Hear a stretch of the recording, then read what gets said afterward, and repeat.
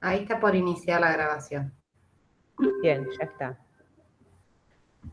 Bueno, a ver, un poco la idea con esta clase de hoy, que quizás nosotros decimos, bueno, en contexto de virtualidad se hace más denso, como más pesado trabajar los contenidos de lo que hoy queremos compartir, porque bueno, se trata de bucear sobre las historias de trabajo social. Entonces, por ahí uno cuando está en forma presencial apela a otros dispositivos para dar cuenta de lo que queremos compartir. Bueno, por un lado que básicamente algunas cosas nosotros las marcamos en ese video que ya se compartió en una hoja de ruta, un video breve que es sobre historia e identidad, y que un poco el contenido obra en el capítulo 2 del informe final del proyecto de investigación sobre identidad. Pero un poco lo que buscamos o lo que intenta provocar lo que queremos charlar con ustedes es, por un lado, ver la relación a partir de las cuestiones que ustedes ya fueron viendo sobre identidades en plural y las perspectiva que piensa a la identidad como múltiple, no unívoca, en movimiento, y que nosotros decimos, bueno, la palabra clave, la palabra fuerte de la perspectiva más vinculada a Heráclito tiene que venir, está relacionada con la cuestión del devenir. Nosotros decimos así, como esencia sería la palabra clave de la perspectiva de Parménides. En el caso de Heráclito, la palabra fuerte es el devenir, o sea que las cosas pueden ir cambiando, y nosotros hemos trabajado autores que utilizan justamente los términos identificación, en el sentido que son como procesos donde uno en algún punto se identifica con una cuestión y luego se identifica con otro. Incluso hay quienes plantean que, autores, ¿no? Yo soy Carmen Lera desde mi nacimiento hasta hoy. Ahora, yo no soy la misma Carmen Lera de hace 63 años. Sin embargo, fui dando a lo largo de mi vida distintos procesos de identificación, o me fui identificando con distintas cuestiones, pero no dejé de ser Carmen Lera, pero no es la misma Carmen Lera de hace 20, 30, 60 años. Entonces, eso mismo un poco es lo que uno intenta plantear cuando trabaja la cuestión de la profesión de trabajo social vinculada a esta cuestión de la noción de devenir en términos de la identidad. ¿Y nosotros por qué decimos que la historia tiene algo, o las historias tienen algo para decir acerca de la identidad? Porque si nosotros decimos que los procesos de configuración se van modelando en el tiempo, uno, y como que se van sedimentando distintas capas según sean las generaciones, según sean los procesos, los contextos, todo lo que va influyendo en los procesos identitarios. Entonces, uno, ¿cómo apela a conocer lo que pasó hace 40 años con el trabajo social como para tener alguna idea? Y apela a las historias que dan cuenta de aquello que pasó hace 40 años. Y que a lo largo de nuestros procesos de formación, que sería uno de los campos estructuradores de las identidades profesionales, nosotros hemos consumido con producciones históricas. En las distintas asignaturas uno va tomando, leyendo producciones que en perspectiva histórica nos van diciendo cosas acerca del sujeto, de las problemáticas que se fueron trabajando, de las búsquedas, de los proyectos profesionales, de los debates, o sea, toda aquella multiplicidad de temáticas que nosotros decimos, por más que no lo digan, hacen referencias a las cuestiones identitarias, porque siempre lo que se está jugando ahí es, bueno, qué busca trabajo social, qué quiere ser, cómo lo está haciendo. Entonces, nosotros hemos consumido distintos textos, lo digo consumido en el buen sentido, hemos procesado, tramitamos, trabajamos con distintos textos que refieren, algunos con más fuerza, otros con menos, a la cuestión histórica. ¿Qué es lo que nosotros con esto queremos? Y son, como decimos, esos textos son grandes transmisores de rasgos identitarios, de imágenes, de representaciones acerca de la profesión. Lo que nosotros un poco, la premisa, ¿cuál es? Que nosotros accedemos y portamos esos rasgos identitarios a partir de las lecturas que hacemos de esas historias. Ahora, las historias siempre son construcciones hechas por sujetos. No es que la historia es tal cual es así. Ni la de trabajo social, ni la del país, ni la de Latinoamérica, ni la de mi barrio, ni... Las historias son construcciones que hacen personas, sujetos, algunos mucho más entrenados, otros menos. Hay una disciplina que es historia, y esa historia tampoco es unívoca, sino que anidan distintas perspectivas acerca de cómo se van construyendo esos hechos o procesos históricos. Entonces, un poco la idea es poder tener algunas herramientas que nos permitan distinguir distintos relatos históricos. En ese video que nosotros compartimos con ustedes, nosotros decíamos, y me parece que yo hacía el ejemplo con Mary Richmond. Mary Richmond ha sido una pionera de trabajo social. Y ha sido satanizada, y ha sido vanagloriada, y Mary Richmond fue ella, pero lo que nosotros accedemos son a construcciones que hacen otros acerca de lo que creen que Mary Richmond representó para trabajo social.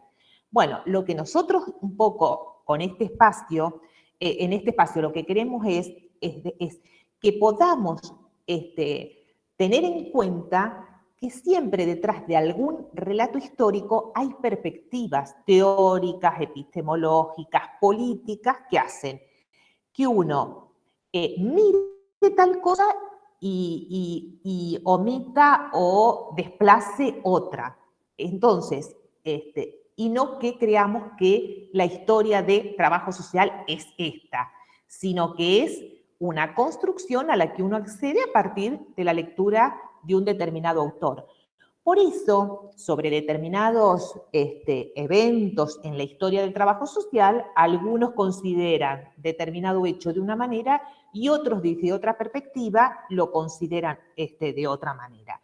Lo interesante es ver detrás de esas consideraciones qué soportes teóricos, qué soportes argumentativos, qué soportes de fuentes investigativas sostienen determinadas cosas. Hasta ahí, porque para nosotros nos resulta no difícil transmitir, pero es una cuestión que es densa.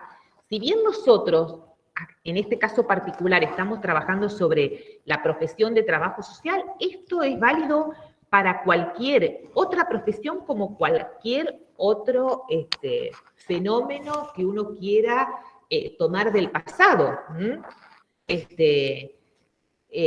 Pero un poco me gustaría saber si hasta ahí van más o menos comprendiendo lo que intentamos transmitir para después sí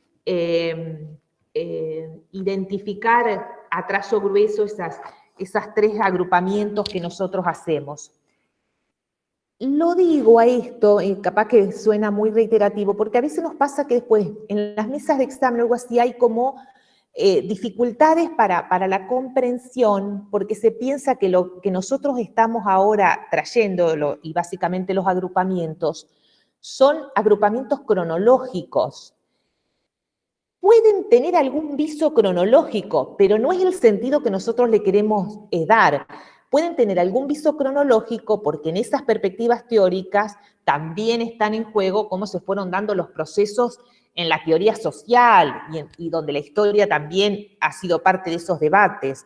Pero lo que me interesaría es si hasta acá más o menos vamos comprendiendo de cuál es el sentido de visitar las historias de trabajo social y por qué nosotros la traemos en un tema como es la cuestión identitaria, por un lado, y segundo, si podemos entender que el acceso a nuestra historia profesional la hacemos a partir de relatos descritos, de producciones historiográficas sobre la profesión.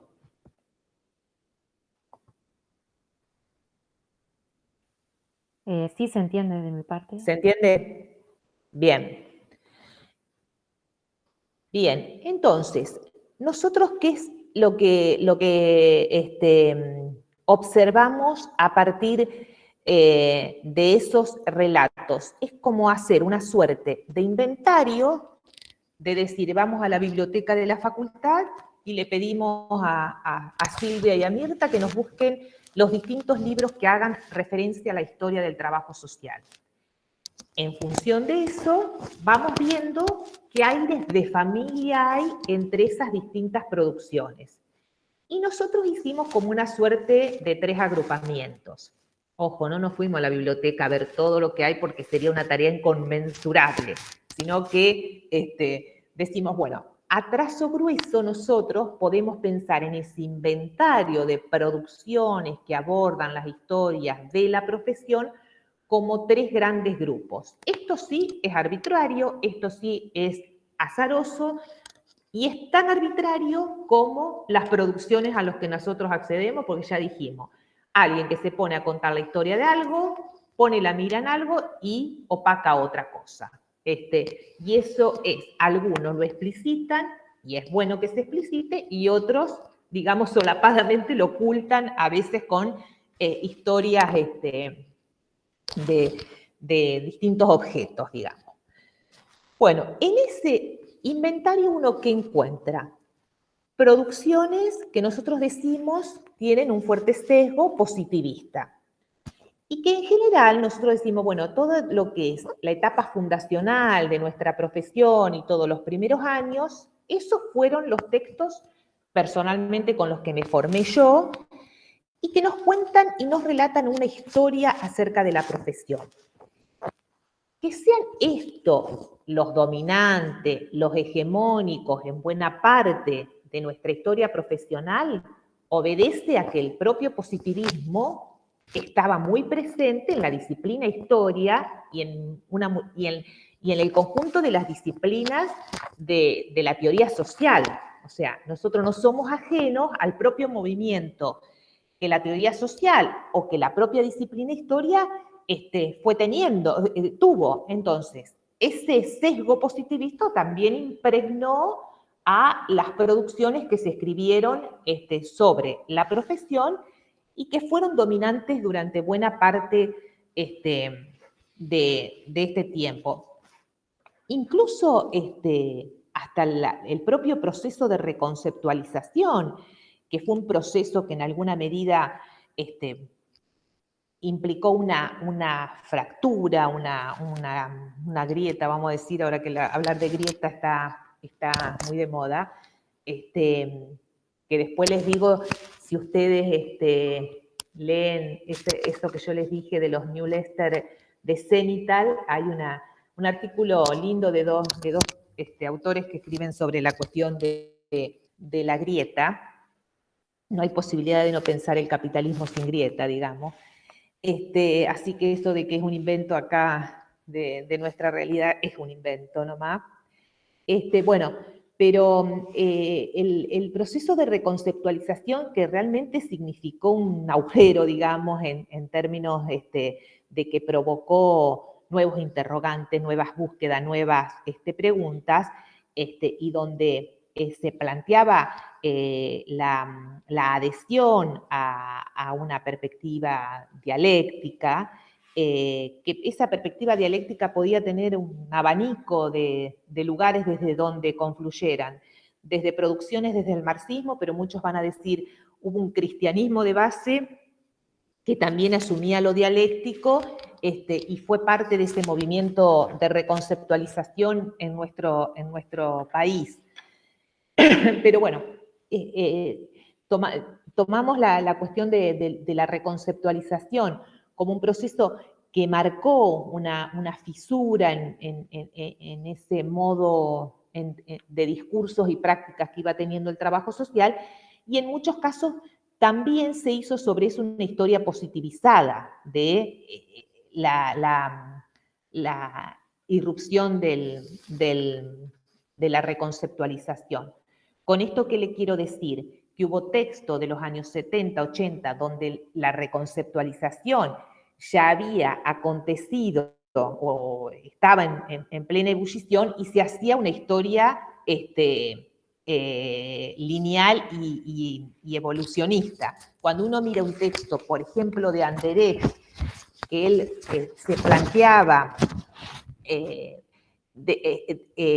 la construcción de esa historia como una cuestión fundada en el materialismo o en la dialéctica, uno va a ver que él habla de la tercera etapa, que es la concepción concientizadora revolucionaria de movilización y de organización, pero lo hace como una etapa dentro de un proceso lineal, donde una etapa sucedía a la otra, o sea que hace una lectura positivista de un proceso donde ubica en ese proceso hasta la propia reconceptualización. Entonces, ese modo de contar la historia parecía, por su sesgo positivista, una historia donde un conjunto de etapas sucedían unas a otras. En general, muchos de los textos aparecían haciendo referencia a la antigüedad y a las formas de acción social que se daban en la antigüedad, e iban haciendo así un pasaje, en algunos casos de algunas precursores del trabajo social, para dar después lugar a la irrupción del trabajo social como tal, que no se llamaba trabajo social, se llamaba asistencia social, luego servicio social, pero siempre como que era una cosa que, como por naturaleza misma, por la línea evolutiva, se iba dando, y donde era una suerte de camino armónico, sin conflicto, que iba dando lugar unos a otros. Qué sé yo, si yo recuerdo el material con el cual yo estudié la historia del trabajo social, ustedes seguramente no lo han escuchado nunca, porque a nosotros nos hacían leer referencias a la persona de San Vicente de Paul, de Ozanam, de Owen, que eran los socialistas utópicos. Bueno, iban así sucediéndose hasta llegar a Octavia Hill y después Mary Richmond y así, y después ya al lugar del caso, el grupo y la comunidad. Pero en realidad uno se iba a la antigüedad, iba haciendo así un recorrido, un cepillado rápido por los antecedentes o las protoformas llamadas, hasta llegar a la actualidad en una línea evolutiva donde, si uno quiere hacer un análisis más desde las herramientas que hoy ustedes cuentan o desde este presente, no aparecía el poder, no aparecía el conflicto, no aparecían los proyectos profesionales o las cuestiones en disputa, sino que era una cuestión así muy lineal y muy como evolución natural, o sea que en esa misma lógica uno se tendría que estar quedando sentada esperando a ver que venga la próxima etapa, digamos, porque era como que era de cajón que iba a suceder. Bueno, incluso, nada, solamente como para aportar, esto que vos decías de que algunos tomaban como desde, si se quiere, como en una clave que se suponía más dialéctica, un relato que era así como muy evolucionista. Bueno, se me venía a la John y Barraix es el apellido, Barraix, el ABC del trabajo social, que ellos hablan de una historia, o sea, de un método como dialéctico, pero a la vez es súper mecanicista esto. Bueno, venía tal que era la afirmación, venía tal otro modo que era la negación y tal otro modo era como la superación. Y así la superación pasaba a ser la tesis de nuevo y otra vez la antítesis y así, pero como en un relato que tenía como un componente súper mecanicista y lineal, o sea, más allá de la enunciación no tenía nada de dialéctica, digamos, como para sumar nomás al debate. Ahora que vos decís, el ABC es Alayón Barrey y la C es de una de apellido con C, pero no me voy a acordar ahora quién es, pero me parece que una mujer, que es el ABC del trabajo social, algo así, pero no me acuerdo cuál es la C, no me acuerdo. Bueno, pero sí, este fue un texto de mi época, digamos. Eso incluso de las cuestiones... Casineri, ¿sí? Casineri, ahí está. Sí, porque ellos en la presentación del libro dicen el ABC, que es como esta cuestión, viste que uno a veces dice es el ABC, bueno, ellos lo asocian, la verdad que estuvieron interesantes para ponerle el nombre al libro, con las iniciales de sus propios apellidos. Bueno, pero es como dice Eugenia, la impronta positivista estaba por sobre aquellas búsquedas que ellos decían que eran dialécticas, ¿no? Y había una suerte de una dialéctica que también se había positivizado. Esta historia así lineal, evolucionista, se ha simplificado muchísimo y nos quedó como una historia de los métodos. O sea, cuando uno traduce esto a los métodos, pareciera ser que en la cronología se dio caso, grupo y comunidad, que fueron así, que primero apareció el caso, que después apareció el grupo y que después apareció la comunidad. O sea, que hubo de esa perspectiva evolucionista y lineal traducida en etapas, hasta lo que se instaló fue esa suerte de pensar que en línea de evolución apareció primero el caso, el grupo como que era una superación de ese caso, de ese abordaje del caso, y la comunidad.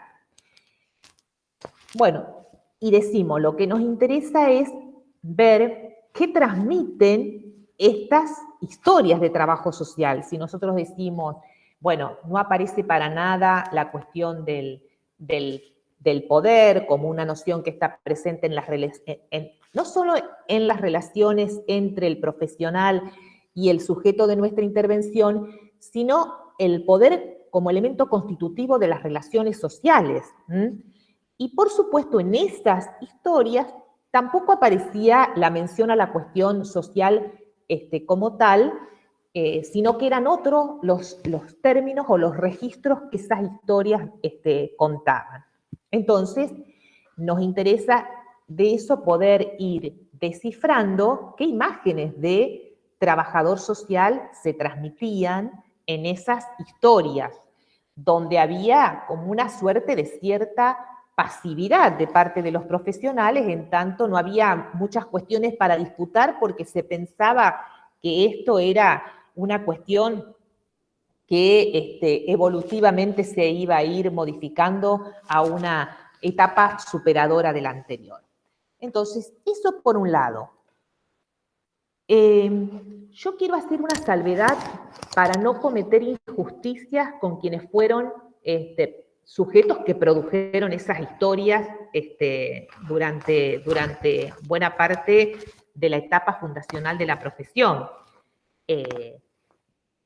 Eran personas que, por supuesto, buscaban conocer cómo se había dado el proceso con las herramientas y con las teorías, digamos, que eran dominantes en ese momento. O sea, por ejemplo, nosotros en el informe de avance, en el informe final, trabajamos unos fragmentos de un texto de Maidagán de Ugarte, que seguramente ustedes trabajaron en primer año, y que Valentina Maidagán de Ugarte era una consejera de la OMS, pero básicamente para todo lo que era el servicio social que se estaba instalando, visitó distintas escuelas lugares de formación de servicio social en el Cono Sur y hacía sus informes y recomendaciones. Si uno analiza con sentido histórico, Mayra Grande Ugarte era una persona, una profesional muy sólida, que estaba analizando la formación y que incluso disputó y mucho cómo debían formarse los trabajadores sociales en la década de los 50 y pico, que es cuando ella hace toda esa recorrida, y marcaba, cuestionaba las formas poco científicas o muy marcadas por lo religioso que muchos de los lugares de formación tenían. Entonces, me interesa que vayamos viendo estas cuestiones con sus matices, porque como para no cometer injusticias con las personas que en ese momento producían estos textos que eran los insumos con los cuales nos formábamos nosotros.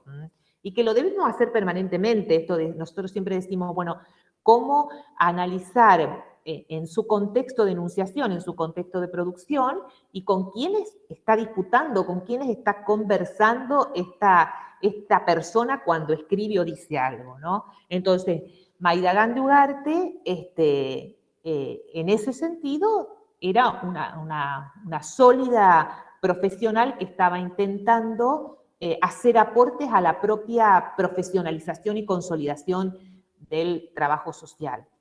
Yo acá no tengo el texto, pero Estela Grassi rescata de Mayra Grande Ugarte algunas de las cosas que ocasionó en términos de que fue cuestionada por los sectores muy conservadores de formación religiosa de la profesión a Mayra Grande Ugarte, por ejemplo. Eso lo trabaja Estela Grassi y está en la parte de su capítulo, me parece que es el texto, el mito del asistente social. Bueno, hay una parte,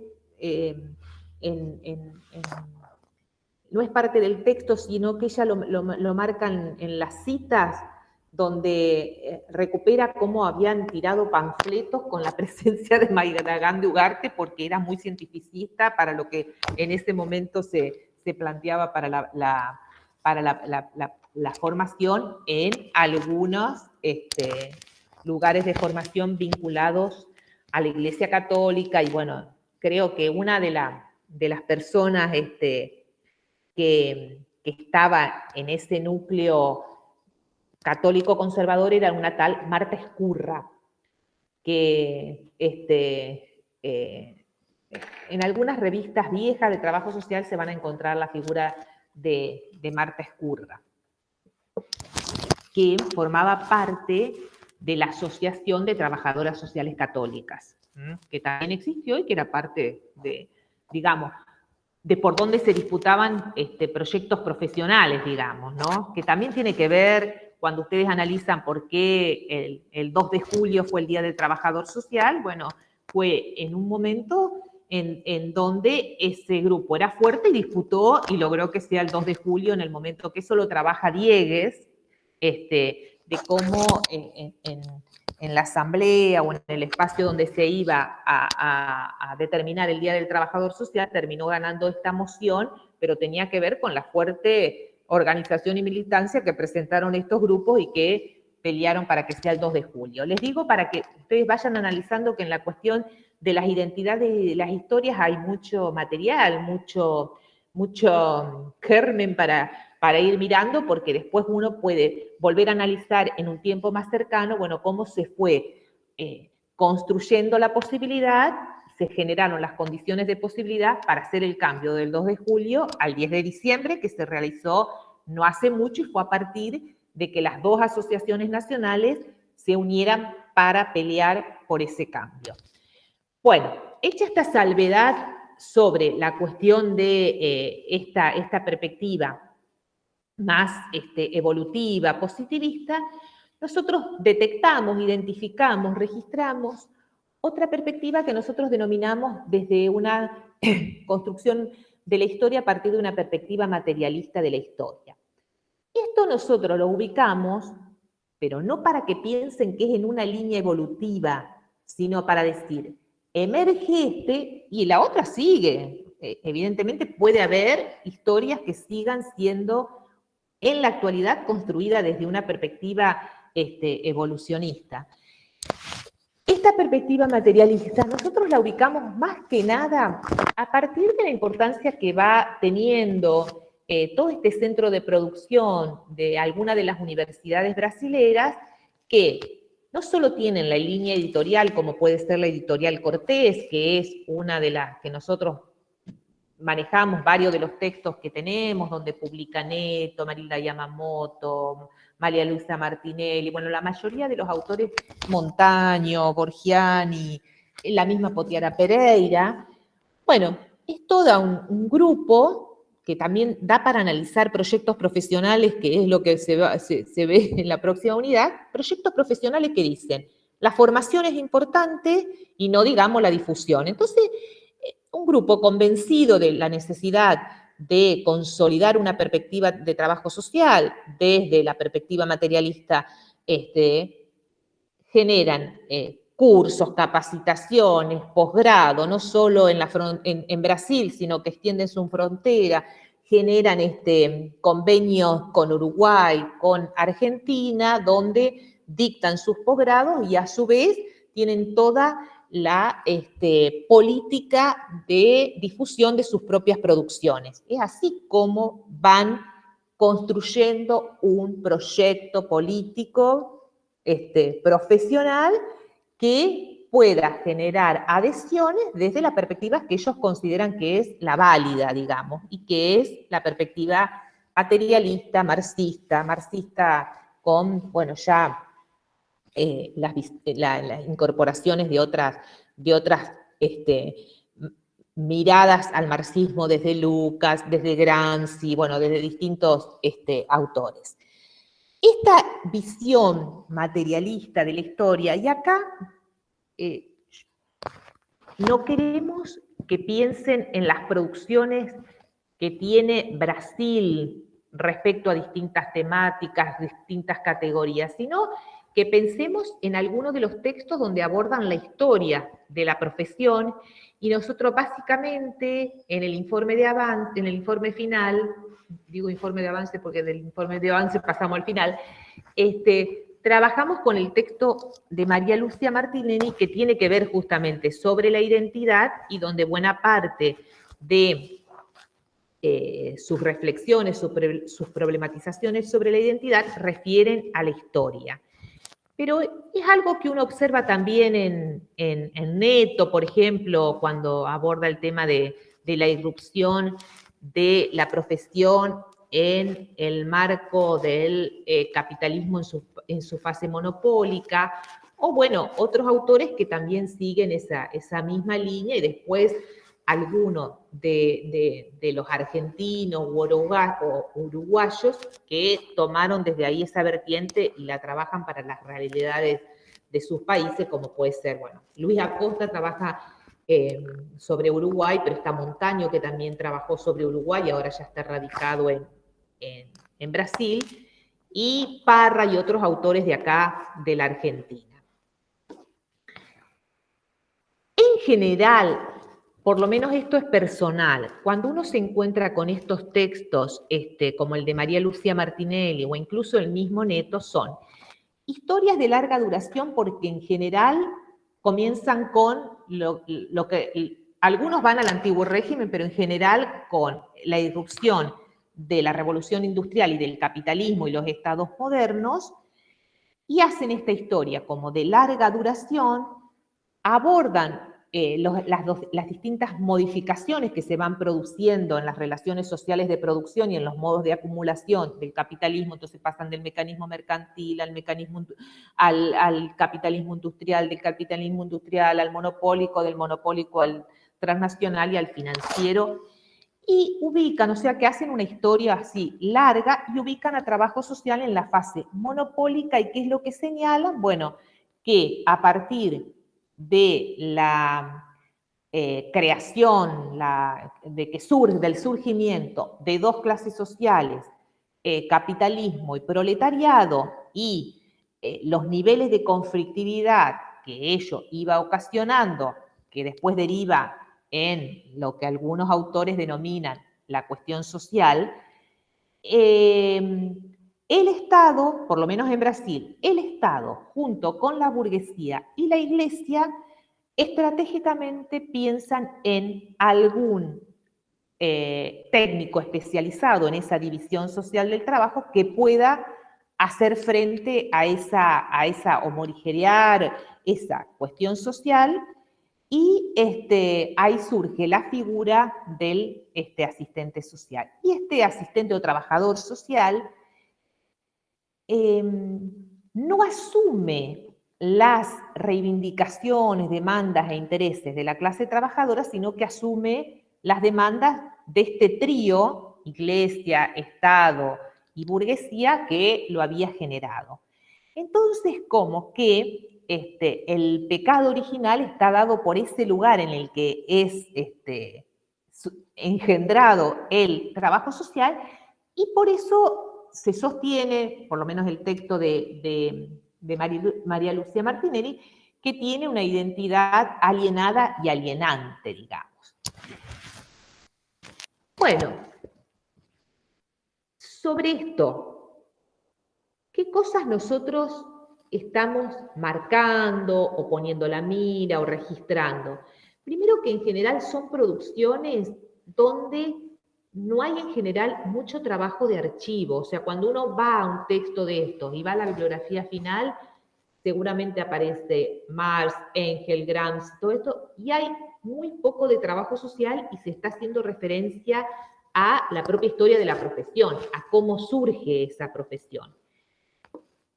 La otra cuestión es que es una versión así, no admite matices, no admite posibilidades de recuperar prácticas que en alguna medida pueden haber portado trabajadores sociales y que no son la mera reproducción de ese orden social. Incluso mientras hay algunos autores que recuperan o ponen una valoración distinta a todo lo que puede llegar a ser el espacio de los reformadores sociales, como puede ser Viviana Travi cuando habla de las pioneras y cómo las pioneras surgen en el marco de la reforma social. Bueno, para esta versión, la reforma es reforma, no es revolución, y la reforma es la reproducción de este orden social. Pero más allá de esto, que uno puede decir coincido, no coincido, de cuáles son los tránsitos necesarios para el cambio social y si es posible pensar que a la reforma como un espacio que anteceda a cualquier posibilidad, no creo que muy cercana hoy, de revolución o de cambio radical. El tema es un poco lo que uno siente es el poco trabajo con las fuentes primarias, el poco trabajo con los propios archivos de la profesión, y así como ponen como actores uniformes, monolíticos, el Estado, la Iglesia y la burguesía. Y cada uno sabemos que cada uno de estos actores, lejos están de ser actores monolíticos. Uno cuando analiza y se pone a hurgar un poco más, encuentra en la Iglesia, y en la Iglesia anidan un conjunto de expresiones, desde los curas villeros, los curas de opción por los pobres, hasta sí los sectores más conservadores. Pero eso en cada uno de estos actores, incluso hasta la burguesía, no es lo mismo pensar una burguesía nacional, que siempre fue la gran vacancia de nuestro país, pero que en otros países ha podido ser desarrollada, como puede ser en el propio Brasil, a pensar una cosa monolítica y uniforme. Entonces, no solo que esos tres actores, porque también el Estado necesita catalizar para su propia legitimidad demandas que provienen de los propios sectores subalternos, y el Estado tampoco es una cosa monolítica de mera reproducción. Entonces, como que se requiere hacer análisis que puedan llegar a tomar esos grises, esos matices. Cuando uno analiza las experiencias de los estados de bienestar, fueron experiencias que se dieron dentro del sistema capitalista, pero no vamos a pensar que los estados de bienestar eran lo mismo que hoy las expresiones neoliberales. Entonces, un poco con estas historias que son interesantes porque nos dan muchos elementos para poder entender cómo son las relaciones sociales de producción en el marco del capitalismo y todo eso, personalmente sentimos que respecto a las prácticas y discursos de trabajo social, como que hay cierta ausencia de las expresiones en primera persona, de esos que digo, cuando digo en primera persona, digo las revistas, artículos, informes, cosas que hayan producido los propios trabajadores sociales, porque hasta el propio Neto, los discursos de Neto son una expresión que no fueron mera reproducción, si solo fuera mera reproducción, Neto no existiría. Si todos los trabajadores sociales reproducen ese orden social, hasta sería imposible pensar en que Neto y todos aquellos que impugnan el orden social podrían haber surgido, digamos, ¿no? Entonces, ¿cómo dar lugar a que puedan surgir otras cosas? Entonces, eso es un poco respecto a esta perspectiva que a veces, por el hecho de no admitir esos grises, esos matices, da la sensación como que ahoga, como que uno dice, bueno, pero entonces no se puede hacer nada, como que clausura, como que ya la suerte está echada, digamos. Esa es, en lo personal, a veces la sensación que queda, y como que uno siente que hay un nivel del diagnóstico de situación de este capitalismo y poco acerca de las posibilidades que la profesión tiene para generar. Es como que hay como una suerte de agobio cuando, por lo menos esa es la sensación que nos queda después de hacer estas lecturas, como que pareciera que no se puede hacer nada, digamos, por el peso tan determinante que le otorgan a las estructuras. Entonces, en las historias eso se relata y no es por nada que el texto de María Lucia Martinelli justamente haga referencia a que los rasgos identitarios obedecen a una identidad alienada y alienante, digamos. Entonces es como que las imágenes, representaciones acerca de la profesión que se van transmitiendo es de profesionales que reproducen ese orden social con poco margen para otras cosas. No sé si ustedes también por ahí tienen esta misma sensación, Ivonne y Eugenia, con textos de ese tipo, ¿no? Por ahí vieron que algunas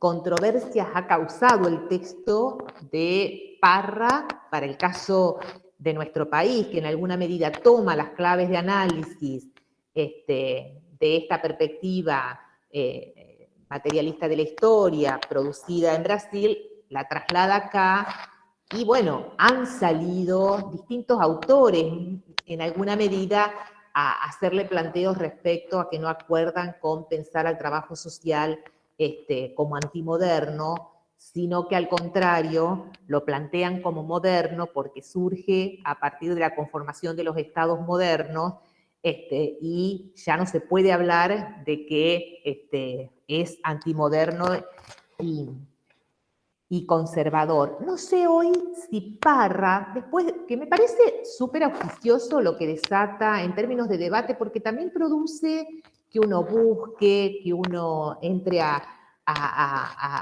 construir argumentos para decir no estoy de acuerdo, y eso hace que uno acceda a otros materiales. Bueno, todo lo que desata cuando algo no te cierra y querés conocer un poco más, me parece que en ese sentido resulta auspicioso.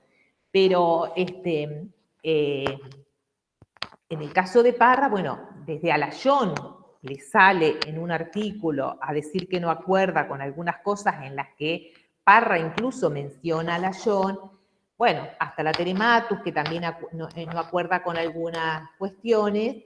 Y bueno, yo de la lectura también había cosas que no me cerraban, porque para lo que él era conservador, en el contexto de su época, terminaba siendo progresista respecto a lo que se venía dando. Por ejemplo, toda la perspectiva de la medicina social disputaba a la medicina experimental, digamos. Entonces, ¿por qué? Porque la social ya empezaba a ver la importancia de otros determinantes sociales que influían en los procesos de salud y enfermedad, que por ahí sería la línea en la cual uno inscribe a Germinal Rodríguez, a Joan, bueno, a todo ese conjunto de médicos higienistas que disputaban un modo de hacer salubridad, del campo de la salubridad hasta ese momento. Entonces, hay como que se van generando, pero yo creo que lo positivo es lo que genera en términos de búsquedas.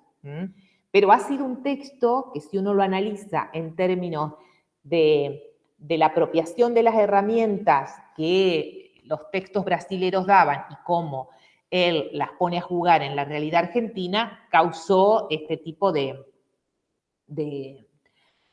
controversias, de debate, de discusiones. Lo mismo pasó con Uruguay, que ustedes se acuerdan de Teresa Porcescanqui, que es una colega, bueno, ahora ya está jubilada, uruguaya, pero que disputa la historia que escriben acerca de la profesión, que también la trasladaron al Uruguay, y ella lo que dice: Uruguay tuvo un origen de Estado laico, no era la Iglesia con la burguesía y el Estado, porque en general la Iglesia estuvo bastante raleada. Entonces, como que Teresa Porcescanqui cuestionaba que eso haya sido así y que se traslade mecánicamente, ¿no? Pero bueno, un poco la perspectiva que nos interesa en esto es cómo uno va tensionando una historia donde, por supuesto, que tienen que ver las condiciones estructurales. Vivimos en el capitalismo, es lo único que conocemos, las relaciones son de apropiación, explotación, opresión, eso es así. Ahora, nosotros somos también sujetos con algún margen de maniobra. ¿Qué posibilidades podemos de hacer? Entonces, ¿cómo ir tensionando? Bueno, lo que la Potiara Pereira, en alguna medida, plantea con estructura y acción, o con condiciones estructurales e historia, que sería la historia la que hacen los sujetos, y que también Potiara Pereira tiene sus diferencias con algunos brasileros.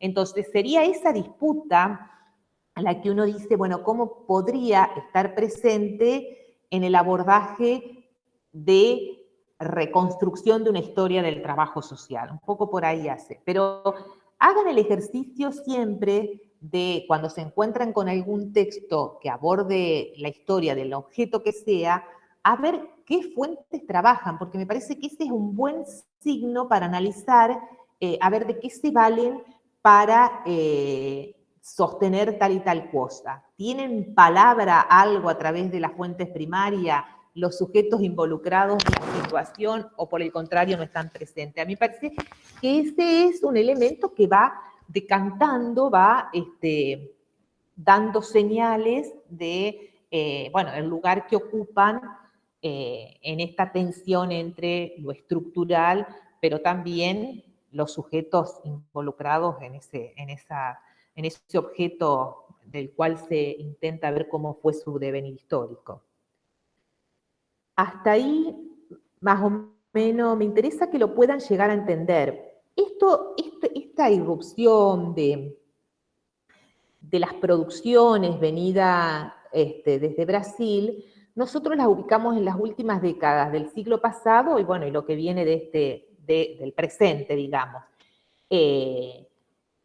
Y yo les diría, la recepción de esta perspectiva en Argentina, medio como que hay de todo, qué sé yo. Bueno, Brasil con los primeros que hace convenio para desarrollar su maestría es con La Plata, pero después hubo muchos docentes que fueron, docentes e incluso estudiantes que terminaron sus carreras de grado y se fueron a hacer las maestrías a Brasil. Entonces también hay muchos que se formaron allá en Rosario, por ejemplo, hay muchísimos chicos, colegas que hoy son docentes que se fueron y que hicieron sus maestrías allá. Bueno, Fede Guzmán hizo su maestría allá en Brasil.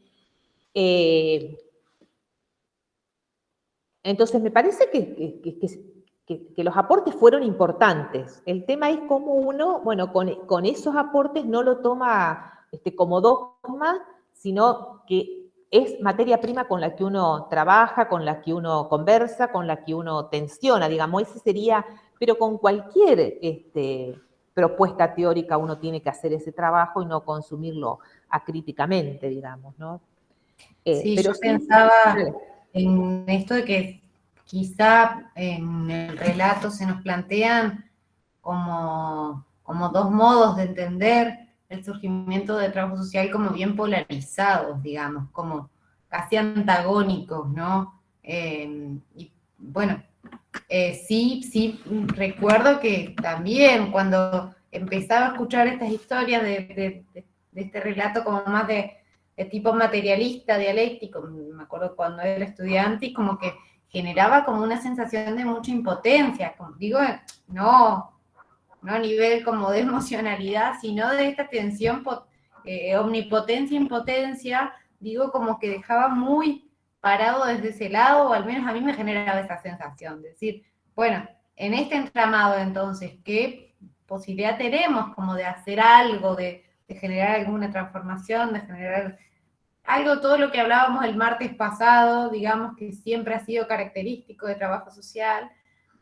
Y creo que también hay algo que tiene que ver con los momentos históricos, con que cada momento histórico va permitiendo hacer ciertas lecturas que quizá en otro momento no se podían, bueno, no sé, que el contexto va generando también las condiciones de posibilidad. Y yo creo que hoy estamos como en un contexto que permite quizá tener lecturas como un poco más matizadas, como que pueden ir haciendo algunas mediaciones y no polarizar tanto esa postura entre estos distintos relatos, que digo, ninguno de los dos nos deja quizá en un lugar muy cómodo, parados, en relación a la identidad, ¿no? Y bueno, por ahí... perdón. No, por ahí me parece interesante en este sentido como un poco traer los aportes de Viviana Travi, donde ella un poco al momento de, bueno, desde su perspectiva, desde esta investigación, digamos, de histórica y disciplinar que ella viene realizando de recuperar el lugar de las pioneras, ella dice que justamente cuando un hecho sucedió hace más de un siglo, digamos, y donde nosotros no pudimos estar ahí, digamos, que es muy difícil poder recordar y traer a la memoria eso que sucedió porque simplemente no fuimos hijos de ese tiempo, ¿no? Pero que justamente el ejercicio siempre está en poder revisar y revisitar el pasado, ¿no? Y ya dice como con un gran sentido de la responsabilidad, entendiendo que ese pasado nosotros lo revisitamos desde un encuentro con el presente, desde un aquí, desde una ahora, pero que no deja de ser un pasado de todos y todos los trabajadores sociales y que desde ese lugar, digamos, se construye la identidad profesional.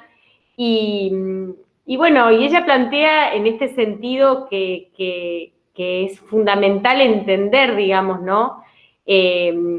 Esa producción de ese conocimiento desde esta mirada, que creo que es un poco lo que vos planteabas, Carmen, ¿no? Ella dice, bueno, hay una relación en el marco de poder entender un poco cómo ha sido estudiada, narrada esta historia de la disciplina, que solamente la podemos entender desde haciendo, digamos, estos cruces y estas relaciones entre la investigación, la epistemología y la historia, ¿no?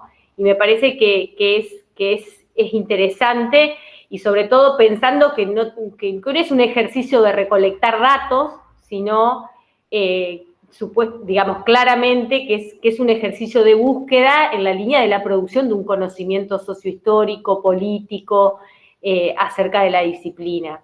Y desde ese lugar un poco creo que es interesante hacer ese ejercicio al momento de nosotros vincularnos, ¿sí? Y un poco revisar estas tres grandes perspectivas desde las cuales vamos narrando la historia, ¿sí? de esta identidad profesional.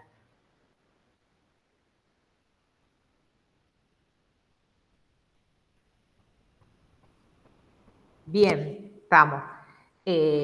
No, un poco retomando esto que venían diciendo, la cuestión del agobio o qué nos produce un tipo de lectura así y qué imagen identitaria nos brinda. Es como que el destino ya está echado, digamos, es como claro. que queda, porque tal el peso de lo estructural, es como que queda poco margen. Entonces, en esa línea me parece que toda la tarea que Viviana Travi se fue dando para poder aproximarse lo mejor posible al contexto de producción de un determinado texto, es poder sumergirse en cuál era la realidad del 1912 cuando Mary Richmond producía sus escritos, o sea, en las primeras, no me acuerdo si era 1912 o cuáles eran, pero eran las primeras décadas del 1900, digamos, es decir, ¿qué pasaba?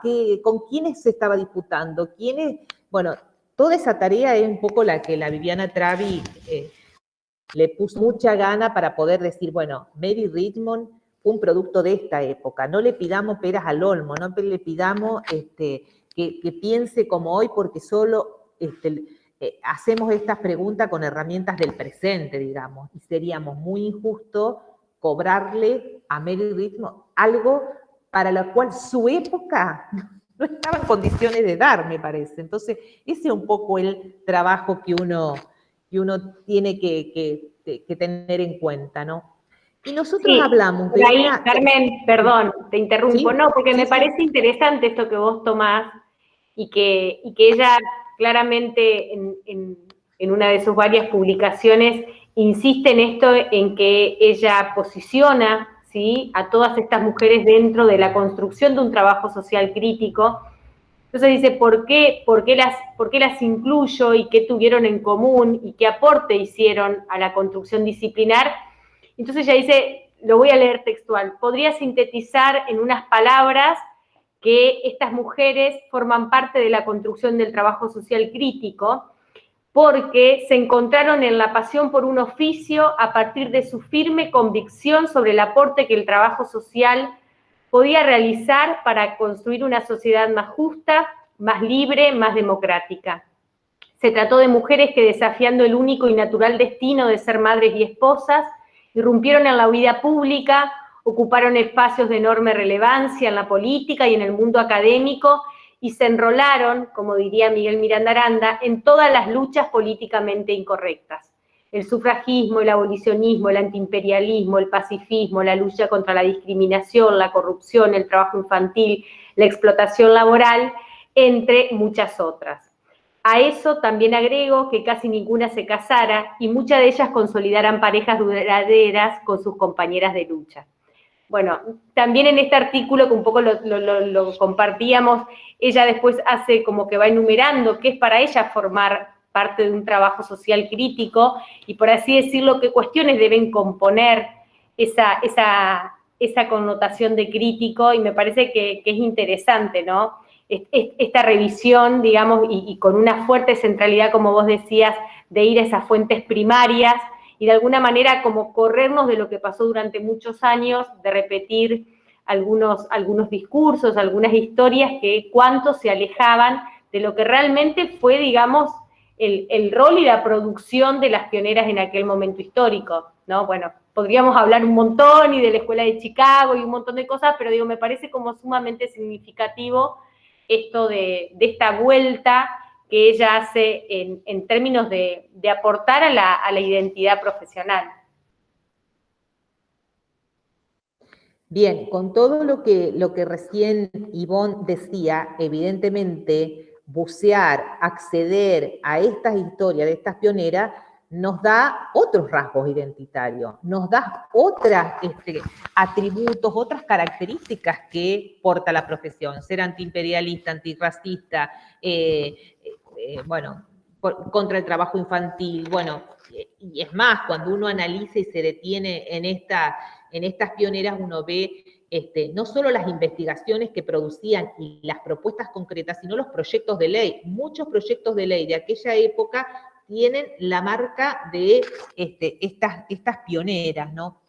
Esto que Ivonne estaba trayendo, bueno, específicamente es lo que nosotros incorporamos en este tercer agrupamiento, que nosotros nombramos como historia problema, que lo tomamos de la Escuela de los Anales, que es una escuela historiográfica francesa que ha tenido muchos momentos, pero hay muchos momentos, entre ellos la historia social, por ejemplo, pero en esta historia problema es que dice que, bueno, toda producción histórica emerge o aparece a partir de plantear algún problema, digamos. Y en el caso nuestro sería cómo se configuró la profesión de trabajo social.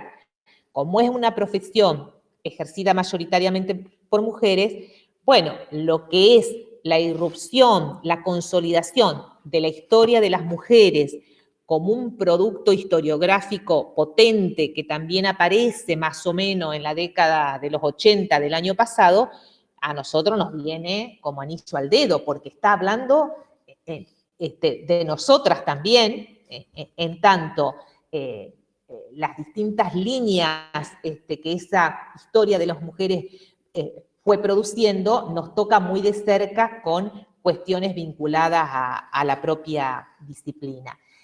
Entonces, este agrupamiento que nosotros denominamos como producciones que pueden estar contenidas dentro de lo que se llama historia problema, es una corriente historiográfica donde al interior uno ubica la historia de las mujeres, pero es una historia historiográfica que rompe con los modos tradicionales de hacer historia, que era la historia de las guerras, las luchas, los próceres, los grandes hechos, los grandes acontecimientos, y es una historia que va irrumpiendo a partir de poner como objetos de interés, como objetos importantes, aquellos objetos desestimados, aquellos objetos insignificantes que tienen que ver con la vida cotidiana, con historia de la infancia, historia de la vida privada, historia de la sexualidad, historia de la muerte, o sea, aparecen una multiplicidad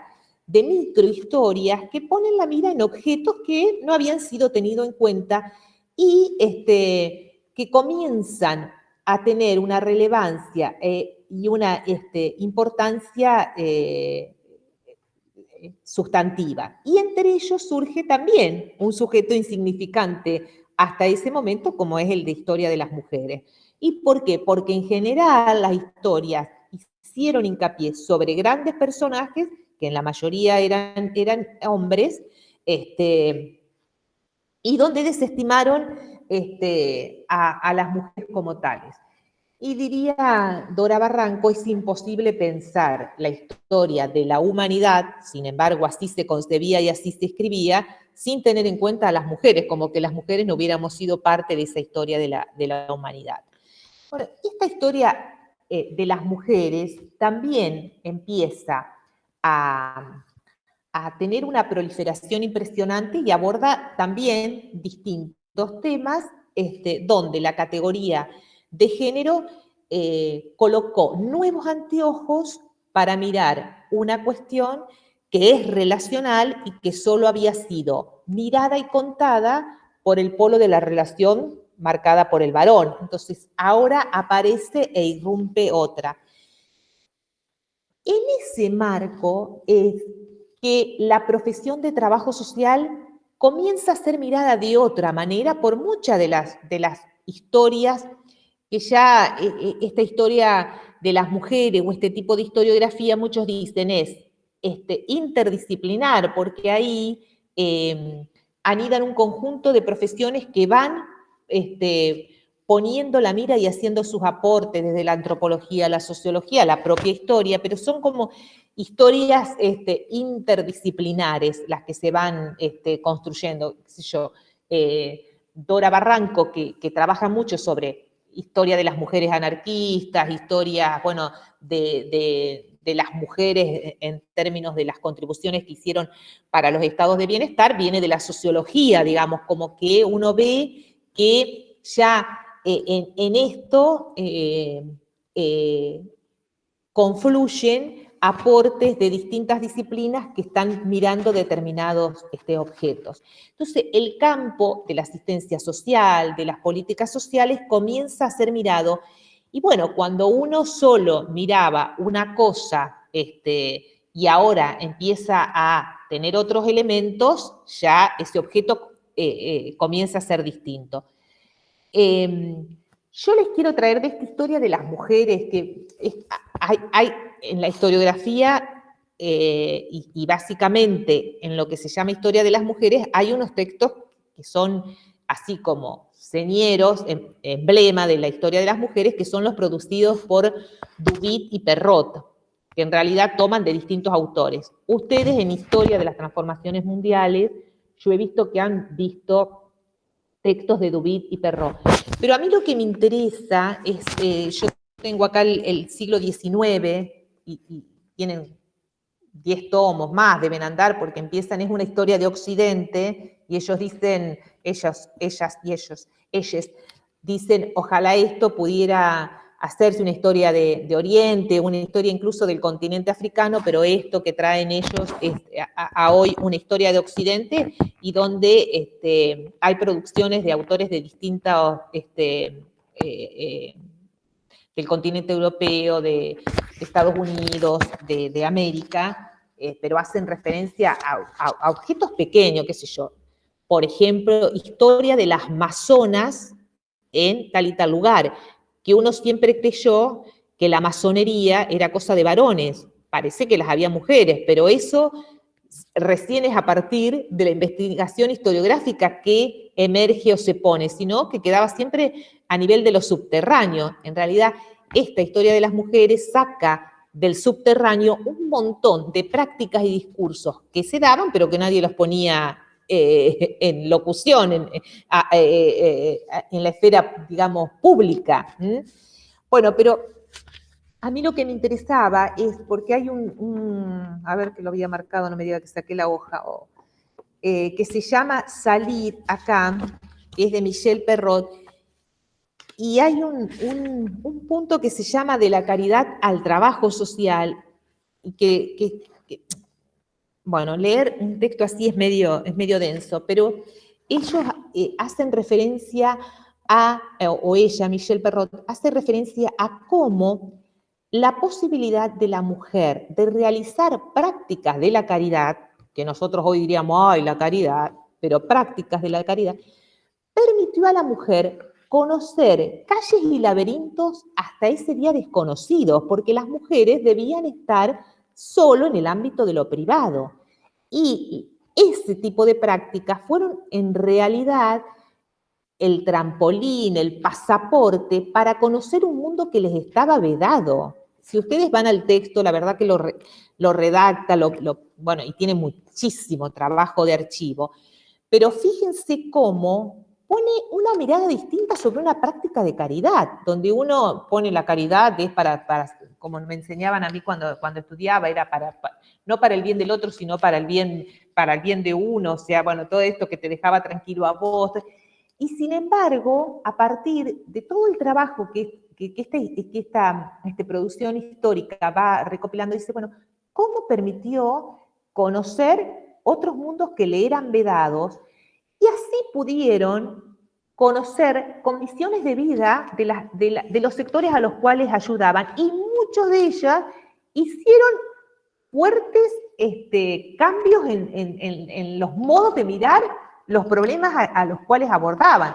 O sea, a partir de ahí generaron cambios radicales respecto a las situaciones que estaban abordando. O sea, no eran para dejar tranquilitos a los asistidos, sino que muchas le produjeron rupturas personales a estas personas, que en general eran de la burguesía, de las clases acomodadas, y se convirtieron en, bueno, cuestionadoras de ese orden social, que es un poco lo que la Viviana Travi trae con Mary Richmond y todas estas pioneras, que el contacto con las situaciones les produjo rupturas impresionantes con, por ahí, modos muy adormecidos que tenían hasta ese momento. Bueno, el texto de Salir también es como que uno abre ojos, abre miradas, porque, bueno, ya no es la idea que yo tenía acerca de tal y tal cosa, sino cómo esta investigación historiográfica, con mucho material de fuentes, de archivos, de documentos, va colocando otro modo de entender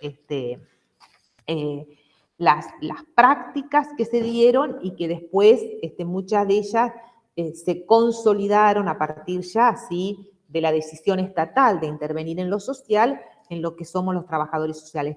Entonces, me parece que un poco la fuerza que tiene todo lo que es historia de las mujeres y este modo de construir histórica, de construcción histórica, de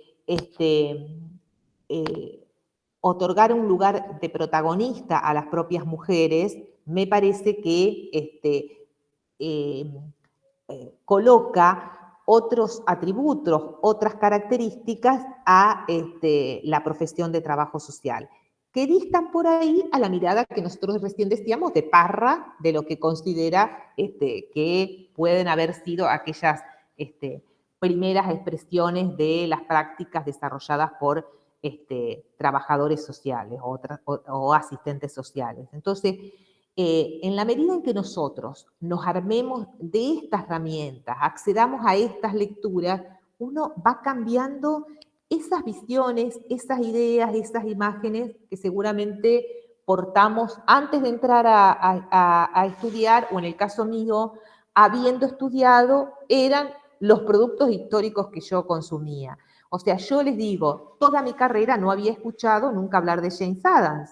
Yo, James Adams, accedo, bueno, ya lo comenté, a partir de un artículo que había leído de Nydia Allwyn.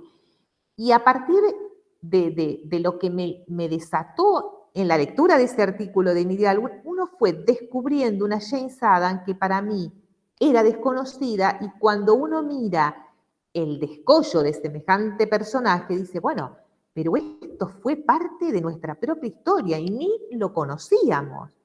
Premio Nobel, porque había luchado por la no guerra imperialista con no me acuerdo qué colonia que estaban teniendo, y uno dice, ¿cuánto hemos consumido de una historia que olvidó, omitió, desconoció o bien censuró? Lo que vos decías de la Escuela de Chicago y todo lo que significó el trabajo de profesionales que fueron cooptados por las figuras nombradas de la Escuela de la Escuela de Sociología de Chicago, y omitieron deliberadamente, porque donde veían que había alguna mujer que sobresalía demasiado, la mandaban a que se haga cargo de tal departamento al interior de la propia universidad en la que formaban parte, para que no descolle demasiado. Entonces, hay un montón de cosas que me parecen sumamente interesantes y que van saliendo a la luz a partir de estas investigaciones, y que en la medida en que nosotros nos acerquemos a estas producciones, vamos incorporando, vamos revisando, vamos desestimando rasgos identitarios que por ahí tenemos. Hay una investigadora norteamericana que se ha dedicado a analizar mucho las expresiones de la acción social en la Argentina, que se llama Donna Gui, y que entre ellos ha estudiado mucho lo que ha significado Eva Perón y la Fundación Eva Perón. Y Donna Gui, en el análisis que va haciendo y trabajando con legajos, archivos de dos lugares de nuestro país, uno en el norte, me parece que era Jujuy, algo así, va viendo cómo las prácticas que desarrollaban muchas de estas asistentes sociales eran formas antecesoras de lo que fueron después políticas del estado de bienestar. O sea, cosas que hacían fueron después teniendo formato de políticas sociales y de servicios sociales consolidadas bajo el nombre de los estados de bienestar. O sea que si uno analiza los estados de bienestar, va a ver que entre los antecedentes más cercanos están prácticas desarrolladas por asistentes sociales. Entonces, la verdad que es muy, muy reconfortante conectarse con estas informaciones, estos datos, estas producciones, porque, bueno, colocan otros rasgos identitarios, otros modos en que la profesión se fue dando, no sin dejar de reconocer que que hubo profesionales que se sintieron cómodas en el orden social actual y otras que no. Yo cuando hoy nombré a Marta Escurra, que era una profesional muy católica, conservadora, y hay un artículo si ustedes lo buscan, lo van a encontrar por ahí, que escribió Sandra Russo en una página 12, porque cuando viene, estas son las cosas que uno le disgustan de la profesión, pero cuando viene la revolución libertadora, Marta Escurra, que era una ferviente antiperonista, manda a quemar, creo, muchas de las cuestiones que la Fundación Eva Perón tenía para entregar a los asistidos. Si ustedes ponen Marta Escurra y ponen Sandra Russo, van a encontrar, que yo no lo sabía, me enteré ahí, pero he leído cosas de Marta Escurra en revistas de trabajo social y después en ese texto donde Estela Grassi señala que una de las que cuestionaba la presencia de Maidagán Ugarte en Argentina porque supuestamente buscaba el conocimiento racional, neutral, propio del positivismo, pero al ser neutral no era católico, digamos, ¿no? Entonces, fíjense los cruces que se fueron dando, pero lo de Marta Escurra realmente fue así con la cuestión de su catolicismo muy de derecha, digamos, que sería también parte de estas historias que hay que contar para ser fieles a lo que las herramientas historiográficas nos dan. Bueno, a ver, no sé si aburrí mucho con esto, si aburrimos, no sé qué les resuena de estas cosas, si sienten que hay una relación entre estos acercamientos a historias de trabajo social y cómo remueven nuestros procesos identificatorios, o no. A mí me gustaría escuchar algo, por lo menos, para que después cuando ustedes se acerquen al capítulo un poco tengan ese registro de qué es lo que quisimos compartir con ustedes.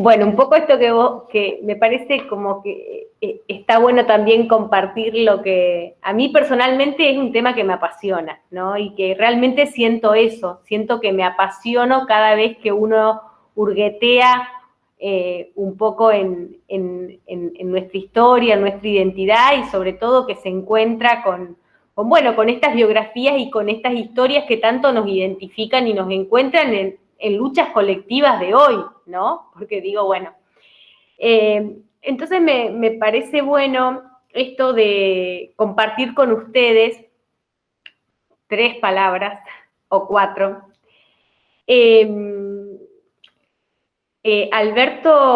Alberto Bustos, que trabaja mucho acerca del lenguaje y de la historia, él dice que justamente la etimología del verbo recordar lleva dentro la palabra corazón, ¿no? Dice, bueno, porque viene del bajo latín recordaré, que se compone del prefijo de nuevo, y un elemento recordaré formado sobre el nombre corazón. Y él ahí plantea que claramente antiguamente se creía que el corazón era la sede, era la base de la memoria. Y comparte una reflexión de Ortega y Gasset sobre la etimología, digamos, del término memoria. Dice que el yo pasado, lo que ayer sentimos y pensamos vivo, perdura en una existencia subterránea del espíritu. Basta con que nos desentendamos de la urgente actualidad para que ascienda a flor de alma todo ese pasado nuestro y se ponga de nuevo a resonar. Con una palabra de bellos contornos etimológicos, decimos que lo recordamos. Esto es, que lo volvemos a pasar por el estuario de nuestro corazón. Y un poco cuando yo leía esto, decía, bueno, claramente nos encuentra desde este lugar, ¿no? Digo, todas las luchas conllevan sin duda apuestas, conllevan convicciones y bueno, y por qué no pensar que este recordar y este traer y esta memoria nos convoca también desde este lugar del corazón, pensaba, ¿no? Digo, a todos nos debe pasar que por ahí hay algunos temas, algunos contenidos, algunas propuestas que nos convocan más que otras, y yo decía, bueno, pucha, esto, ¿no? Que a mí personalmente siempre se me pone hasta un poco la piel de gallina cuando un poco, como decía Carmen, uno conoce un poco más acerca de nuestra historia y de este lugar del cual venimos, y por ahí vamos intentando revisitarlo y revisarlo en pos de entender, digamos, que ahí está esta construcción colectiva de nuestra identidad profesional. Bueno, eso, Carmen, te respondo un poco lo que a mí me pasa cuando trabajamos cuando llegamos a trabajar como estas 3 grandes perspectivas que un poco fuimos armando desde el proyecto de investigación. También decíamos, bueno, la clase pasada o el encuentro pasado, después nosotras siempre hacemos como una evaluación en nuestro grupo de WhatsApp o en algún meet que generamos, decimos, bueno, no es casual, ¿no?, que se haya dado esa química, que se haya dado esa participación, ese involucramiento en lo que fue el meet del martes pasado, y decimos, bueno, claramente, esto es lo que genera hablar de nosotras mismas, de nosotros mismos, de nosotros mismos, ¿no? Y cuánto nos convoca, cuánto nos interpela y nos compromete en lo que queda por hacer. Creo que eso es algo que claramente nos moviliza. Ahí les dejé el artículo que yo les decía de Marta Escurra, ahí recién lo copié, pero un poco a mí me pasa que cuando por ahí leo y hay involucrado un trabajador social que a uno no le gusta, digo, la puta que la parió, es como que, bueno, coloca una marca en la cual uno quisiera alejarse, qué sé yo. Yo cuando me entero que la Carolina Píparo es trabajadora social, digo, pero la puta, bueno. Pero, por otro lado digo, ¿cómo acceder a conocer todos aquellos aportes, aquellos esfuerzos, aquellos desafíos que se van asumiendo y que de hecho se asumen, y que durante cuánto tiempo se los desconocía, no se sabía, cómo puede haber sido esta tarea que me parece que Viviana Travi asumió con mucha polenta, con mucha potencia, y que puso en conocimiento de un montón de cuestiones que los propios profesionales desconocíamos.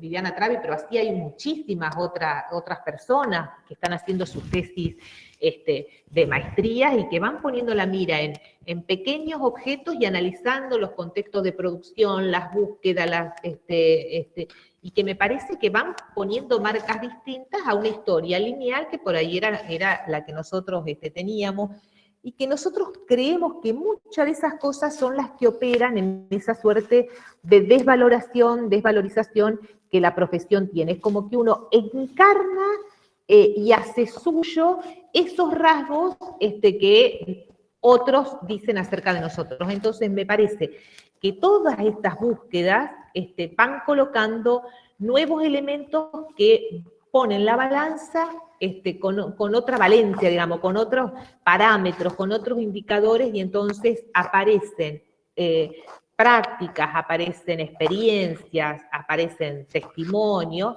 que, bueno, van marcando y señalando otras cuestiones y que van otorgando un nuevo peso a la profesión. Es como cuando a un chico le dice, vos no servís para nada, vos no servís para nada, vos no servís para nada, el chico termina asumiendo que no sirve para nada. Bueno, esto mismo se da con la profesión, en la medida que nosotros nos dicen, son una mera reproducción, uno como que termina encarnando eso propio, y la idea es cómo conocer y también hacer una ruptura con esa mirada binaria de lo bueno y lo malo, sino poder acercarnos a los distintos matices que están presentes en cualquier profesión, digamos, y que las hay muy buenas y también las hay desechables, y como el caso de Marta Escurra, cuando ustedes lean la columna van a ver que realmente era repudiable lo que hizo. Bueno, es así, es parte también del colectivo que tenemos y que tuvimos. Bueno, no sé si hay alguna pregunta, alguna cuestión.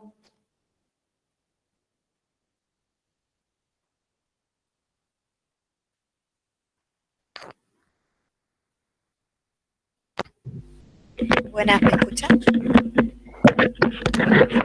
Bueno, sí, a mí particularmente me interesa mucho este punto que estamos hablando, que como también en esta conformación de la identidad también hay otras identidades que a ciertos pareceres son desechables también.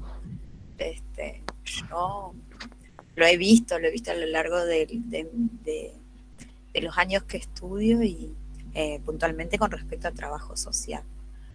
Y también lo he charlado con compañeros que estudian otras profesiones, y también se da, pero qué sé yo, a mí me interesa más al interior del trabajo social, que como que es una cuestión de que yo personalmente como que no termino de aceptar eso. Es como que ahí sí pongo el velo de decir no puede existir otra visión, o o sea, nos pesa mucho cuando nosotros tenemos otra perspectiva, o sea, cuando las personas tenemos otra perspectiva con respecto al trabajo social. Pero que también considero que eso conforma al trabajo social, y es lo que me pesa, digamos. No, me parece bien esa mirada crítica y que nos permite identificar, bueno, con qué cosas de este profesional que pone en acto no me gustaría casarme, no me gustaría conciliar, un poco como para decir, es otro mi camino, es otra mi búsqueda. Ahora, hay como porque una cosa es analizar una historia de algo que pasó a analizarlo en tu mismo tiempo histórico, ¿no? Como que hay... es más difícil hacer mediaciones, ¿no? Que analizarlos con cierta distancia incluso afectiva de la persona con la que uno está pensando. Hay, qué sé yo, una multiplicidad de elementos para considerar desde las condiciones laborales, bueno, determinados contextos, todo eso, pero me parece bien esto que vos señalás de decir, bueno, ¿qué cosas que yo observo en esta profesional yo no quiero caer, qué sé yo, la falta de respeto? Eso es irreconciliable, o sea, no admite ningún tipo ni de justificación ni nada por el estilo. Entonces, me parece bien que uno pueda llegar a identificar aquellas cosas que uno por ahí observa o ve y dice, no, esto no. Y me parece bien ese ejercicio, ¿no? Ahora, qué sé yo, otras cuestiones a veces están mediadas por las condiciones personales por las que atraviesa el profesional, qué sé yo, desde conflictos familiares, personales, no sé, lo que fuera, institucionales, que uno a veces desconoce y que están atravesados. Ahora, distinto es a decir, bueno, esto, falta de respeto, no. O sea, para con el otro, con el que está trabajando, me parece que hay cosas que no admiten ningún tipo de justificación. No sé si se entiende lo que quiero poco señalar. Sí, sí, yo particularmente lo entiendo. Yo también me gusta hacer hincapié en esto, de que muchas veces cuando estas prácticas que muchos repudiamos o que no nos parecen, ya sea la falta de respeto o un montón de cosas, que quizá ustedes estando en el ejercicio lo pueden traer más con ejemplos, digamos, pero cuando se instala en la imagen del trabajo social que hay para con los otros. Y eso es lo que a mí particularmente me preocupa. Y es ahí donde yo digo, con esto no transo de ninguna manera, pero que también escapa a nosotros. Y particularmente a nosotros los estudiantes de trabajo social que todavía no estamos en ejercicio, es como que es eso que está siempre en disputa, en controversia, por lo menos personalmente. Sí, eso es así, es un poco la historia de los campos profesionales, digamos, y cómo uno para anteponer lo que ese otro encarna y que no me gusta, tengo que colocar a fuerza de prácticas y de discursos cosas distintas, digamos, porque va a ser a partir de anteponer a un modo de hacer otro modo, un modo de hacer que ese hacer tiene componentes teóricos, políticos, epistemológicos, pero digamos, yo no puedo decir, a mí no me gusta tal y tal cosa, pero me quedo sentada, sino que a tal y tal cosa yo le tengo que anteponer formas de hacer distintos, formas de hacer que estén sostenidas y cimentadas desde otras perspectivas, digamos, porque va a ser así como se van produciendo esto que Ana Quiroga, Fausto Neto lo señalaba como que de recreación y que de conservación, pero lo de recreación es a fuerza de proyectos, digamos, de propuestas que se van colocando, prácticas que se van instituyendo como renovadas frente a formas que uno se quiere alejar. Sí, sí, claro. O sea, yo lo entiendo eso. Yo lo que planteo, digamos, esta disyuntiva de cuando en el usuario o en la persona, en el sujeto con el que intervenimos, está súper instalado. Entonces, es más, quizás cuando nosotros preguntamos así en general, ¿qué es para vos el trabajo social? Y bueno, y empiezan a dar, por ejemplo, ejemplos concretos, y es lo que, por ejemplo, muchas veces decimos, sí, es la quita chicos, o esos tildes que, y es muy difícil, digamos, no imposible, pero difícil imaginarse también cómo sacar eso, porque es como que en el cotidiano se siguen y se siguen y se siguen reproduciendo en diferentes áreas, digamos, donde interviene. Entonces, bueno, yo planteo eso, digamos, pero sí como por eso, no desde decir, bueno, critico, esto no me gusta, pero estoy así y el día que me toque voy a seguir reproduciendo eso, porque creo que si lo podemos ver, está buenísimo poder, aunque sea iniciar un proyecto, un hincapié de cambio. pero también cuando del otro lado está instalado, Sí, ahí. y hasta lleva a decir, no solicito, digamos, los servicios o la mirada del trabajo social, porque es como que tengo esa imagen. También es difícil romper desde el otro lado de los sujetos, digamos. Claro, Sí, eso es real. yo particularmente creo eso, de que la práctica, ahí es donde toma, digamos, más relevancia, pero en el sentido de producir ese cambio que tanto anhelamos, o que por lo menos personalmente. Pero a veces... Yo creo que en ese sentido hay, o sea, que es lo que decía el otro día, hay batallas que vale la pena pelear y hay otras que no.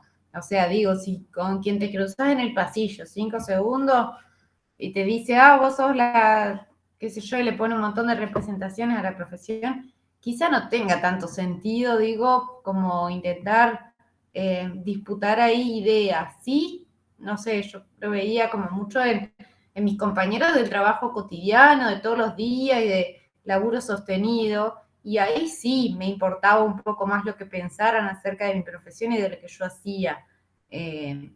Pero bueno, también es como esto, no es quizás solamente discursivo, es en el acto, es en la práctica también, en la práctica fundada, en un montón de cosas pero que se dan en una construcción que tampoco es de un momento para otro, que es sostenida en el tiempo. Eso me parece.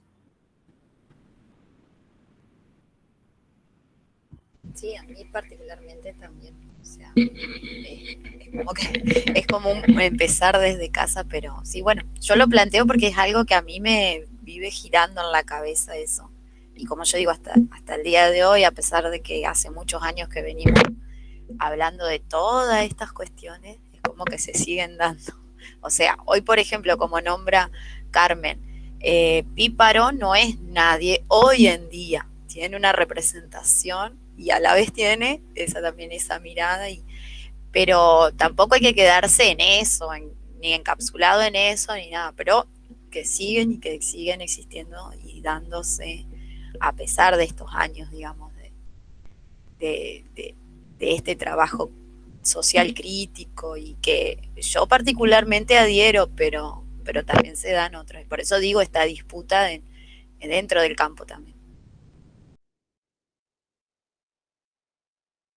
Sí, totalmente, es así. Pero es la historia de la vida, es eso, digamos, un poco. La historia de las sociedades, de la vida misma, es siempre, bueno, ¿qué hacemos para instalar determinados valores, desestimar otros?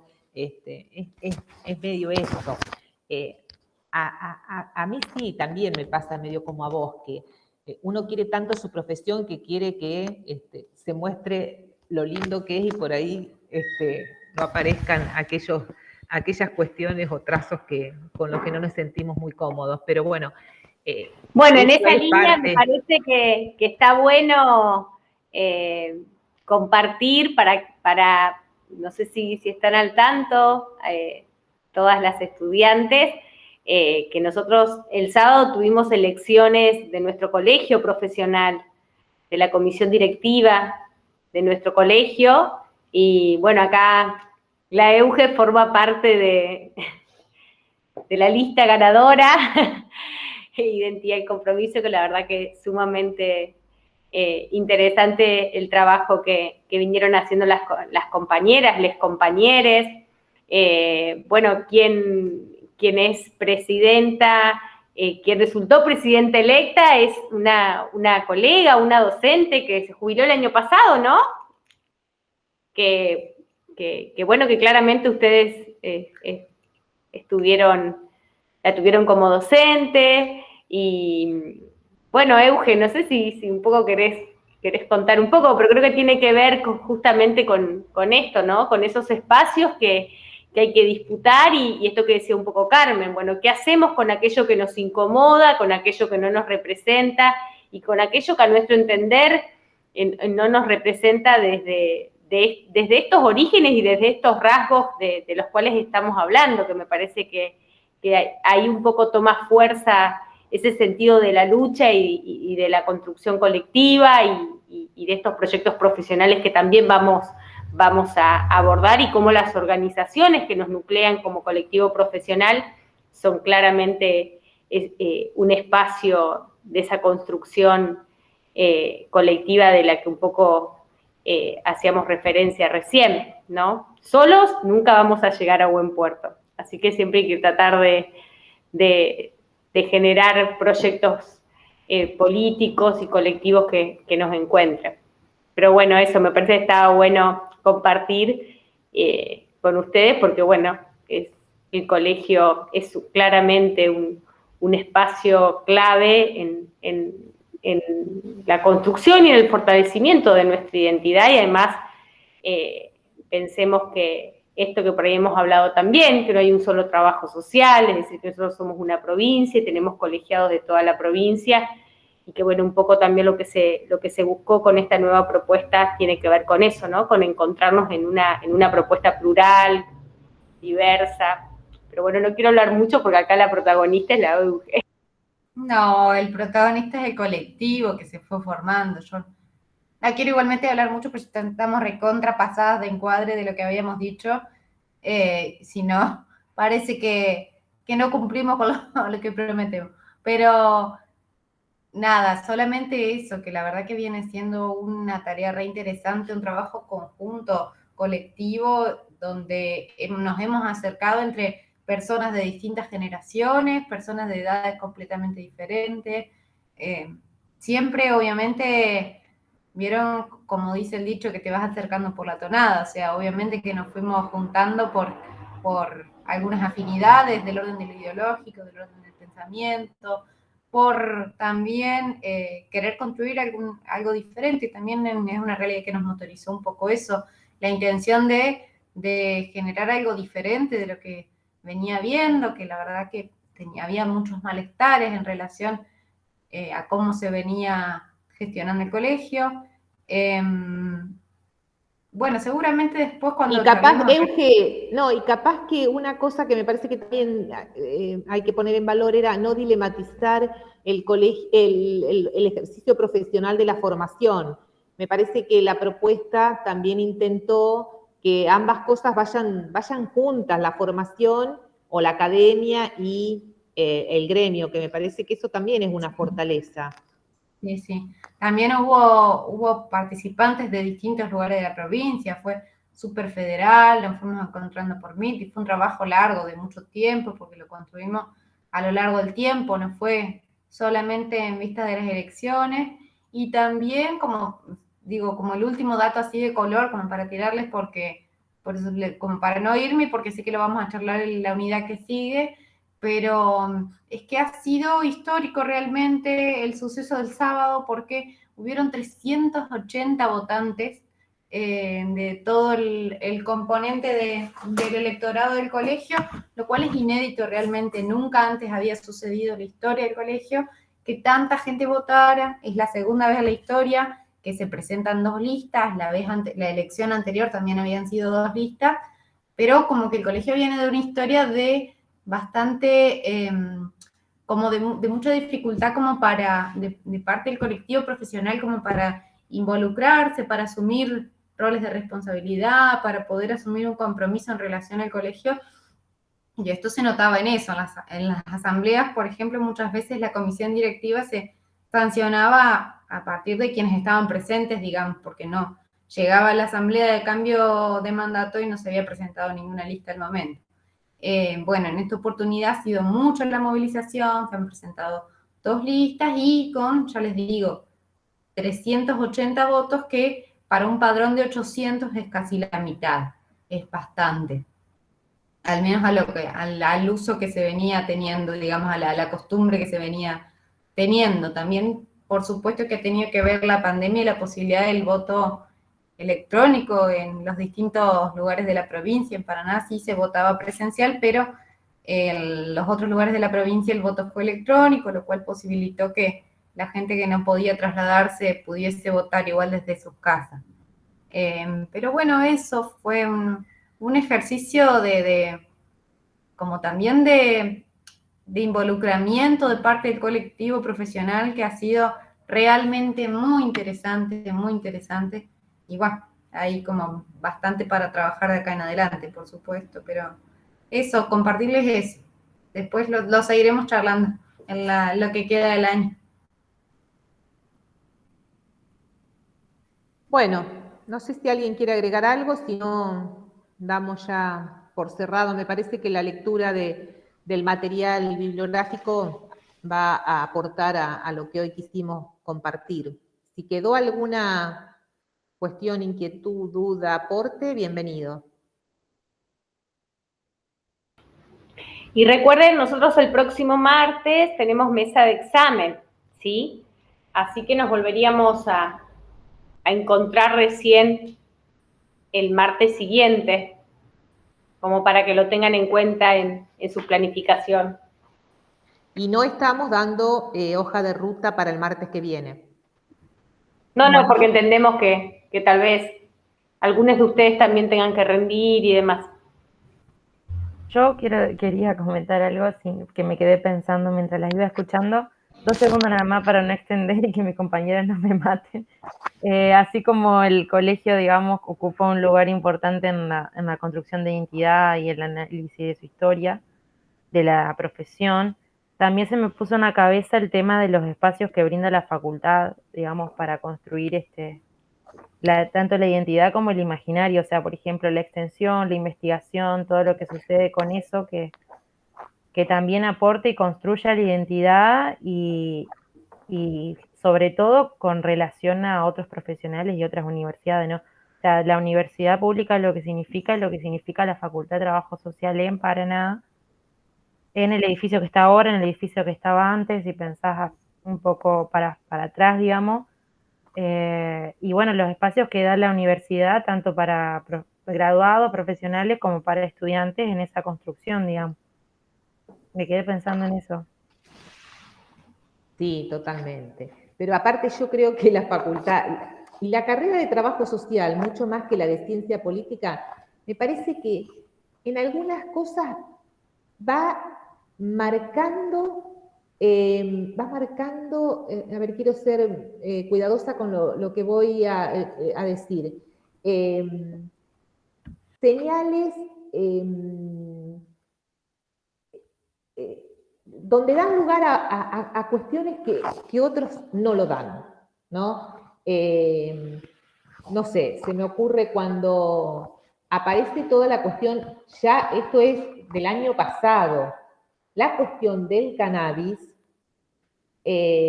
bueno, el que era rectorante ahora es secretario de Ciencia y Técnica, estaba interesado en que se tome este tema, que se saque el carácter punitivo que tiene el consumo del cannabis, pero sobre todo lo que tiene que ver con la producción medicinal. ¿Con qué facultad viene a hablar para ver de qué manera se puede pensar en algún espacio de debate, de sensibilización y de capacitación? Con la Facultad de Trabajo Social. No es casual, porque en otras facultades el tema hubiera sido tomado con muchos reparos, porque qué van a decir, porque esto, porque el otro, y la facultad en ese sentido tiene una tradición y una acumulación a poner en tema, poner en debate, poner en agenda temas que otros por ahí les resulta incómodo. Entonces, en eso me parece que es altamente potente y ojalá el imaginario siga, porque quiere decir que tiene la capacidad de catalizar aquellos temas que son parte de la realidad, pero que algunos de la realidad no lo quieren tomar, bueno, porque no les resulta cómodo, porque le puede traer ciertas estigmatizaciones, bueno, por las distintas razones.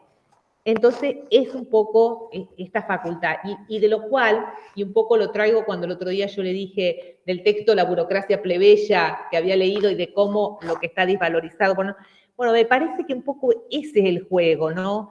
De todo aquello que en la sociedad no tiene, es desvalorizado, es discriminado, es estigmatizado, bueno, cómo lo tomamos, lo ponemos en la agenda pública, trabajamos, pensamos, desciframos y pensamos escenarios distintos. Eso es un poco, y me parece que está bueno que sea trabajo social la que lo haga.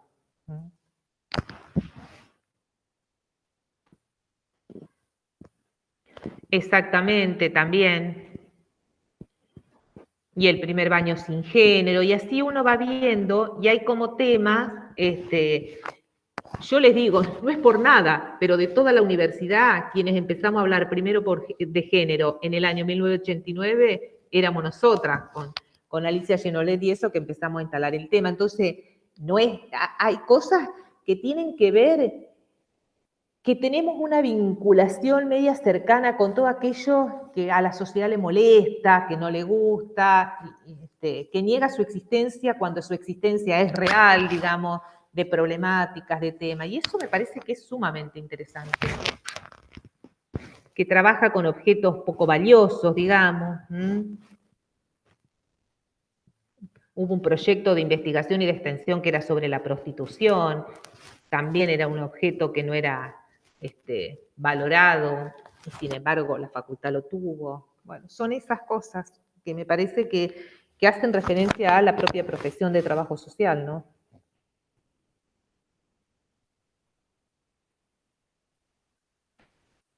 Bueno, ¿cortamos aquí, gente?